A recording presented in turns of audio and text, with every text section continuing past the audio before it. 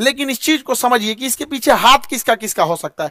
पाकिस्तानी ये कायर है, ये पाकिस्तान वालों पहले सुनो, ये तुम्हारा सेनापति ये सबसे बड़ा चोर आदमी है, लंदन में इसकी बहुत बड़ी प्रॉपर्टी है, अमेरिका में अपने बच्चों के लिए फार्म हाउस खरीद के रखा, पता करा लेना तुम लोग यहाँ पर, 1 से 1 करोड़पति। ये आईएसआई में था, पाकिस्तानी आतंकवादी संगठन, जो सरकारी आतंकवादी संगठन है उसका नाम आईएसआई है, वहां पे उसका ये हेड रहा है। तो ये सेना में बहुत घपला किया है और सेना का मनोबल डाउन हो गया है इसके वजह से। तो ये सोच रहा है एक तो एस्केलेट हो जाए, एक लड़ाई एस्केलेट हो जाए, इसलिए इसने रावलपिंडी में एक भाषण दिया था कि हम बताएंगे कि क्यों पाकिस्तान अलग हुआ था। अरे पाकिस्तान इसलिए अलग हुआ था कि एक साफ सुथरा इंसान सुअर के साथ नहीं रह सकता है। तुम्हारा जो सरगना था जिन्ना, उसने अलग कर दिया भारत से, सुअरों को अलग करके वहां अलग कर दिया। तो ये पूरी के पूरे वहां पे, और जो पाकिस्तान यहां से गए थे लोग ना, ये सोच के कि पाकिस्तान एक बहुत खूबसूरत देश बनेगा, देख लो तुम्हारे देश में क्या हाल हो चुका है। यहाँ पर दुनिया थूकती है साला, अगर एयरपोर्ट पे पता चल जाए कि पाकिस्तानी है तो बगल का आदमी उठ के चला जाता है। अगर जहाज में पता चल जाए कि मेरे बगल में पाकिस्तानी बैठा है, उसका पूरा रास्ता पर टेंशन में रहेगा कि पूरी तरह से सलामत जा पाएगा कि रास्ते में फटेगा यहाँ पर। तो ये चाहता है कि अपनी सेना में थोड़ा सा मनोबल बढ़ाने के लिए युद्ध हो जाए।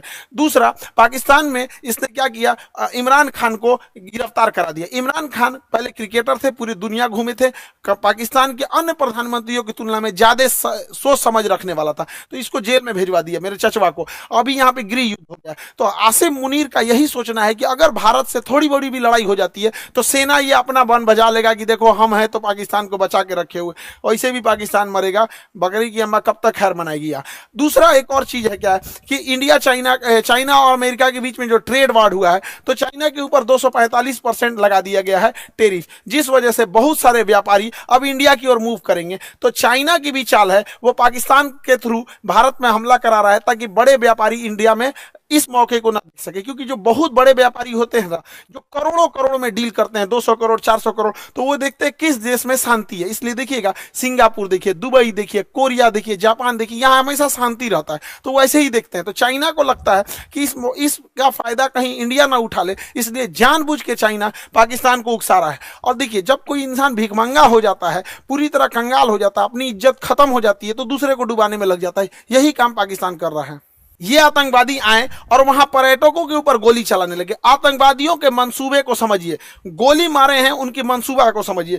गोली मारने के बाद महिला को कहती है कि हमें भी मार दो, तो कहता है कि नहीं, तुम्हें नहीं मारेंगे, तुम जाके अपनी सरकार को बताना। मतलब इन्हें पता है कि ये सरकार को बात बता जाएगा। दूसरी बात, जाति धर्म पूछा गया, हिंदू हो कि नहीं, कलमा पढ़ो। और उसके बाद कोई लोग कह रहे हैं कि आतंकवादी का धर्म नहीं होता है। कलमा कौन धर्म का आदमी पढ़ाता है जी? हाँ, इतनों में आंख नहीं खुल रहा है। यहाँ पे एकदम शर्म लिहाज घोल के पी गए हैं, किसी के सामने निहत्थे को मार दिए हैं। इससे कश्मीर में जो सबसे बड़ी समस्या आएगी, हम लोगों को जब धारा 370 हटा था तो 5 साल लग गए ये चीजों को नॉर्मल पटरी पे लाते हुए। उसको 5 मिनट में सब रौंद के चला गया। अब कौन पर्यटक वहां जाएगा? पर्यटक जिनके पास ज्यादा पैसे होते हैं वही लोग। गरीब आदमी का मतलब पर्यटन मतलब कौन सी होता है? ननिहाल चल जाता है, पर्यटन मतलब हो गया नानी के घर घूम लिया, हो गया पर्यटन, हो गया है। लेकिन ये लोग जो जा रहे थे भारत के अन्य हिस्सों से, अभी उन पे क्या बीतेगी? पूरा मनोबल तोड़ के रख दिया। ये सब अपने मंसूबे में कामयाब हो रहे हैं। इससे क्या होगा बताइए? पहलगांव में ना कोई फैक्ट्री है, ना कोई इंडस्ट्रीज है, कुछ है ही नहीं है, पर्यटन से ही इनकम होता है। तो इन लोग की इनकम डूबेगी। जब इनकम डूबेगी, गरीबी आएगी, अनएम्प्लॉयमेंट बढ़ेगा। और यही पाकिस्तान चाहता है कि कश्मीर में भयानक गरीबी आए। क्योंकि जब गरीबी आ जाती है, इंसान के पास एकदम गरीबी आ जाएगी, तो फिर इंसान देखता है कि हमारा पेट कैसे भरेगा। अब यही पाकिस्तानी उन्हें हथियार थमाते हैं सब। तो एक और वो दिखाते हैं सब, देखो कश्मीरी तुम्हारे साथ है। आज कश्मीर वाले देखो तुम्हारे साथ कौन खड़ा है। अपने आप से पूछ के देखो ना कश्मीर वालों कि अगर पाकिस्तान हमारे कश्मीर के पीछे नहीं पड़ा रहता, तो आज जिस तरह गोवा डेवलप है, आज जिस तरह सिंगापुर डेवलप है, ठीक उसी तरह से जम्मू कश्मीर भी डेवलप रहता। तो जम्मू कश्मीर के लोगों तुम्हारे लिए सबसे ज्यादा खतरनाक है तो ये पाकिस्तानी है। और बिना लोकल के सपोर्ट के, बिना लोकल के चढ़ावे पे इतना बड़ा तो कोई हमला नहीं कर सकता है। तो खुफिया एजेंसी को भी इन लोकलों को भी खोजना पड़ेगा, वहां पे कौन कौन साथ दिया। क्योंकि वहीं कोई ना कोई होगा जो इतने बड़े घटना को, साजिश को, उन आतंकवादियों को ये रास्ता दिखाया होगा। वहां के लोकल लोगों की तो नौकरी चली गई, सब कुछ गया। अरे तुम्हारी नौकरी गई, इधर लोगों की जान चल गई। नौकरी बड़ा होता है कि जान बड़ा होता है जी? किसी भी इंसान का, परिवार का कोई सदस्य चला गया, लेकिन ओवरऑल एक देश की क्षति हो रही है। ये पूरी दुनिया इस पे क्या करेगी? दुनिया को क्या करना है वो तो देखेगी कि भारत एक अनस्टेबल है। कश्मीर के मुद्दा को दोबारा वो पाकिस्तान ऊपर की ओर बढ़ा रहा है। अभी भारत सरकार को इस पे सख्त एक्शन लेना चाहिए। पाकिस्तानी जो भारत में इलाज कराने आ रहे हैं सबका वीजा रद्द कर देना चाहिए। भारत सरकार ने सार्क का वीजा रद्द किया है, जो बिजनेस के लिए आते हैं। कोई भी पाकिस्तानी को चाहे हार्ट ट्रांसप्लांट हो, चाहे किडनी ट्रांसप्लांट हो, इंडिया में आने ही नहीं देना चाहिए। क्योंकि इंडिया में इलाज बहुत सस्ता होता है। आते हैं चेन्नई, आते हैं मुंबई, दिल्ली, इलाज करा के चले जाते हैं, बाहर में जाओ ससुरे तो नहीं, मरो वहीं पे जहां जाना है तुमको, एकदम कोई वीजा उजा कोई इंसानियत मरौत नहीं करना चाहिए यहाँ पे। एयर स्पेस तो हम लोग का बंद ही है पाकिस्तान का, एयर स्पेस की वजह से पाकिस्तान को बहुत घाटा लग रहा है, लेकिन भिखमंगों को क्या चाहिए, जीने के लिए तो कैसे भी जी लेंगे।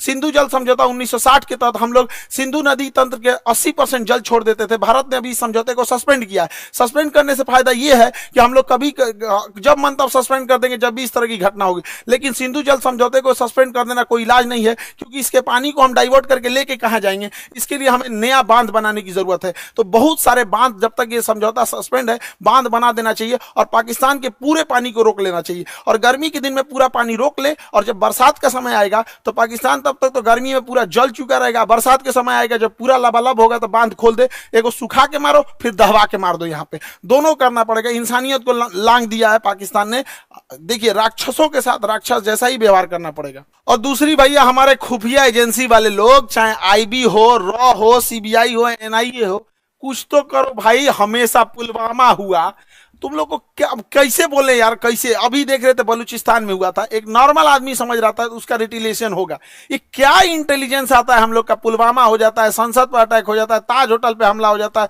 अमृतसर पे हो जाता है, पठानकोट पे हो जाता है, क्या हो रहा है, उरी पे अटैक हो जा रहा है। अरे कभी तो पहले इंटेलिजेंस लाया जाए। हम मानते हैं कि इंटेलिजेंस बहुत लाते हैं आप लोग, लेकिन थोड़ा और एक्टिव होने की जरूरत है। मोसाद की तरह होना चाहिए, CIA की तरह होना चाहिए, चाइना की एजेंसी की तरह होना चाहिए, वहां और जरूरत है इस चीजों को। भारत सरकार को इस पर और संजीदगी से कदम उठाना चाहिए। और इस हमले के बाद केंद्र सरकार एगो सर्जिकल स्ट्राइक करेगी। देखो सर्जिकल स्ट्राइक जरूरी है, लेकिन सर्जिकल स्ट्राइक कोई इलाज नहीं है। सर्जिकल स्ट्राइक हमेशा सेना करते रहती है। 50 गो आतंकवादी मार देंगे तो क्या भरपाई हो जाएगा? हमारे 28 मासूम लोग मारे गए, इसकी भरपाई 50 गो सैनिक। 50 गो मतलब क्या होता है? पाकिस्तानी एगो मिलकर 50 गो जन्म दे देगा। एगो पाकिस्तानी 4 गो बियाह करेगा, 1 2 3 4, 4 गो बियाह करेगा एगो पाकिस्तानी, एगो से 15 गो पैदा करेगा, 15 चौको 60, एगो से मिलकर 60 गो जन्मा देगा। जन्म लेने में क्या जाता है? सुअर भी एक साथ 16 को जन्म दे देता है। इन चोटों को क्या जाता है? आप क्या लगता है सर्जिकल स्ट्राइक से इलाज हो जाएगा? नहीं, सर्जिकल स्ट्राइक इनका इलाज नहीं, इनका ठोस इलाज करना पड़ेगा। 24 करोड़ लोग हैं पाकिस्तान में, जब 24 करोड़ को समझ में आएगा ना तब ये होगा। इन सब भूखे प्यासे मार देना चाहिए, नेवल ब्लॉकेज करना चाहिए। पूरे भारत के लोगों से कहते हैं अपनी सरकार पे इस बात दबाव बनाया जाए, ये पाकिस्तान है, इसकी जो नौसेना यहाँ पर, इसकी जो नेवी है यहाँ पर, ये वाला समुद्र में यहाँ नौसेना लगा के ब्लॉक कर दिया जाए। अगर हम नेवल ब्लॉकेज कर देते हैं तो इसकी पूरी सप्लाई लाइन कट जाएगी, पाकिस्तान कहीं से सप्लाई नहीं दे पाएगा नेवल ब्लॉकेज होने की वजह से। और पाकिस्तान के बाद जो पेट्रोलियम भंडार है बस 9 दिन का है, 9 दिन के बाद इसके पास पेट्रोलियम खत्म हो जाएगा। तो नेवल ब्लॉकेज लगने के कारण इसके पूरा पेट्रोलियम खत्म हो जाएगा और हम लोग कहीं ना कहीं ये लंबे समय तक ऊपर से यहाँ पे सिंधु जल समझौता सस्पेंड करके नीचे से नेवल ब्लॉकेज कर दे। और दूसरा क्या है कि आतंकवादियों को कहते हैं कि तुम लोग धर्म का नाम लेके यहाँ पे जो आतंकवादी घटना करते हो, यहाँ के रहने वाले लोगों को क्या होगा? और मुस्लिम समाज से कहते हैं कि एक अभी जो जुमा का दिन आ रहा है, फ्राइडे के दिन, वहां से भी यहाँ पे सारे लोगों को एक होने की जरूरत है, वरना हम लोग को या जो भी एक साधारण व्यक्ति है इन चोट्टों पाकिस्तानियों की गुनाह का सजा सबको मिलने वाला है। लोग क्या किस नजर से देखेंगे हम लोगों को, क्या तरीका है यहाँ पर? तो हम लोगों को भी खड़े होने की जरूरत है। जब इजराइल में हुआ था, इजराइल में गाजा में जो हुआ था, छोटे बच्चे को मारा गया था, वो भी गलत था। यहाँ जो हुआ ये भी गलत है, उसके लिए खड़े हुए थे, तो इसके लिए भी खड़े होना पड़ेगा यहाँ, तब देश होगा। वरना कितना बुरा कलंक पोत के चला गया है पाकिस्तान के। 2 लौंडे आए, सब यहाँ गोली चला के चले गए। बनी बनाई इज्जत मिट्टी में मिल जाती है। एक अब्दुल कलाम होता है, एक वीर अब्दुल हमीद होता है, और यहाँ डेली 2-4 को निकल के इस तरह कश्मीर में घटना करेंगे। सब किस नजर से देखा जाएगा? हम लोग का रेपुटेशन कहाँ जाएगा? इसलिए एक सामूहिक जिम्मेदारी बनती है कि इसे कंडेम किया जाए, इसकी घोर निंदा किया जाए यहाँ चीजों को सामूहिक तौर पर। और पूरे भारत के लोगों से कहते हैं, चाहे हम तो अपने शिक्षा जगत में है, तो हम तो अपने शिक्षा जगत से हर एक टीचर से भी उम्मीद करते हैं, उनसे भी आह्वान करते हैं कि अपनी सरकार पर इस बात का दबाव बनाया जाए कि यहां से नेवल ब्लॉकेज होगा यहाँ से, ताकि यहां से कोई भी पाकिस्तानी शिप अंदर नहीं जा सकता है, ताकि 9 दिन के अंदर इसका पेट्रोलियम खत्म हो जाए। और ऊपर से सिंधु जल समझौता सस्पेंड कर देना चाहिए, ताकि कोई पानी ना जा पाए और गेहूं की धान की फसलें ना बोल पाए। और बरसात के समय इसे छोड़ दो, इधर दहवा के मार दो, इधर बंद करके मार दो, तब तक जब तक इनको समझ में नहीं आए। वरना ये जो है सब ना पागल हो गए हैं सब, इनका कोई इलाज नहीं है। मानवता की हद लांग दी है सब। किसी का धर्म पूछ के मारा जाता है, किसी को इंसानियत नाम की चीज है कि नहीं? जिंदा है सब इंसानियत। कोई क्या सोचेगा यहाँ पे जी? पूरे कौम को बदनाम करके रखा सभी पाकिस्तानी। अगर पाकिस्तान को मिटा दिया जाता, आधा दुनिया शांति से सोएगा, कम से कम एशिया में तो शांति जरूर आ जाएगी। हम सरकार से भी आग्रह करते हैं कि सर्जिकल स्ट्राइक जैसे झुनझुना से पाकिस्तान सुधरने वाला नहीं है, इसको बेंत मारना पड़ेगा।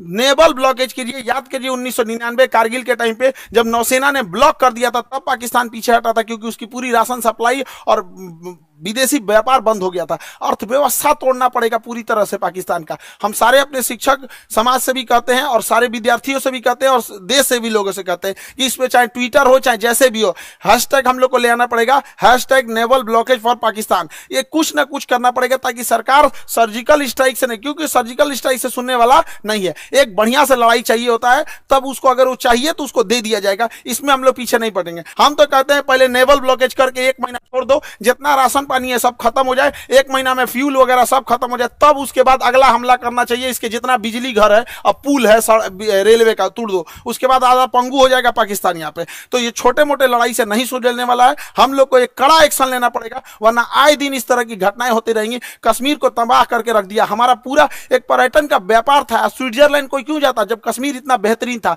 कोई कश्मीर के लोग सोच के देखो, तुम्हारा सच्चा दुश्मन कौन है? कश्मीरियों को बदनाम करने वाला कौन है? यही पाकिस्तानी। तुमसे तुम्हारा रोजगार छीनने वाला कौन है? यही पाकिस्तानी। अरे घर बैठे पर्यटक जहां होते हैं वहां पे लोगों की इनकम होती है। गोवा में जाके देखो, वहां के लोगों को घर बैठे इनकम हो जाती है, कोई स्कूटी रेंट पे लगाया, कोई होटल रेंट। ऐसे आतंकवादी घटना होगी तो क्या होगा? कश्मीर के लोगों से भी कहते हैं कि सामूहिक रूप से बाहर निकलिए और ये वहां पे विरोध दिखाइए, ताकि वो विरोध इस्लामाबाद, लाहौर, कराची तक दिखना चाहिए कि कश्मीरी भी इसके विरोध कर रहे हैं। अन्यथा इसका भुक्तभोगी सबसे बड़ा कोई होगा तो आप होंगे लोग। यहाँ पर कोई कौन भुगतेगा? जो लोकल लोग भुगतते हैं वहां पे अगर कोई घटना होती है तो। अब मारने की रही बात, हम लोग तो चुन चुन के मारेंगे लोग, चाहे किसी भी बिल में घुसे रहे लोग। 1971 मत भूलो पाकिस्तान, तुम्हारा एक टुकड़ा करके बांग्लादेश किए थे, अब अगला नंबर बलूचिस्तान का है। और सरकार से भी कहते हैं जिस तरह मुक्ति वाहिनी का खुला समर्थन करके बांग्लादेश बनाया गया था, उसी तरह बलूचिस्तान लिबरेशन आर्मी वाले को, बीएलए वाले भाइयों को, पूरे बलूचिस्तान वाले लोग को कहते हैं पाकिस्तान से अलग हो जाओ, हम तो आपके साथ हैं। जैसे मुक्ति वाहिनी के समय 1971 में साथ दिए थे, उसी तरह एक पाकिस्तान का दोबारा टुकड़ा होगा यहां से और बलूचिस्तान का निर्माण होगा, पाकिस्तान में जैसे इधर का निर्माण हुआ था। वरना अगर हाथ पे हाथ रख के बैठेंगे तो ये इलायचीदाना बराबर बांग्लादेश, जिसको हम लोगों ने जन्म दिलाया था, ये आज हम लोग को आंख दिखा रहा है। ये पाकिस्तान आंख दिखा रहा है। ऐसे हाथ पे हाथ रखने से नहीं होगा। यहाँ